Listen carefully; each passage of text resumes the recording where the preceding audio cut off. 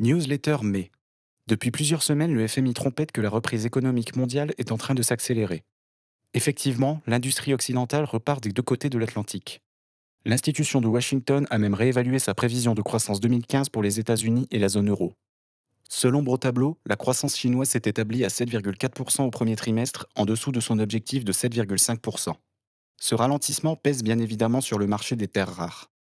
La Chine consomme près de 57% de celles-ci dans le monde. Mais la demande des Occidentaux est en train de compenser le ralentissement chinois. Les exportations de terres rares légères étaient en mars dernier en hausse de 83% sur un an.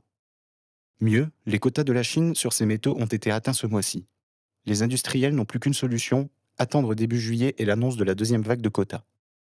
Naïfs sont ceux qui pensaient que la condamnation de la Chine par l'OMC en mars allait libérer la production chinoise.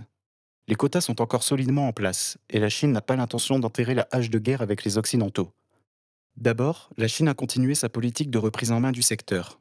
Fin avril, le gouvernement de la ville de Guangzhou a annoncé la fermeture de 233 mines illégales de terres rares.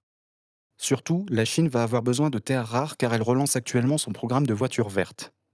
D'ici 2015, le gouvernement chinois veut multiplier par 10 le nombre de véhicules électriques.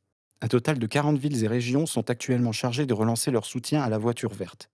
Pékin, Shenzhen et Hefei sont les fers de lance de cette politique.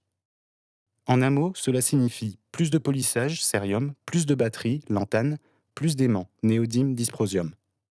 Il faut rajouter la vitalité du secteur des LED ce mois-ci. Le marché chinois est attendu en hausse de 58%. La demande en gallium, terbium et cérium est concernée. Les terres rares restent plus que jamais le carburant des nouvelles technologies. Pour plus d'informations, contactez-nous.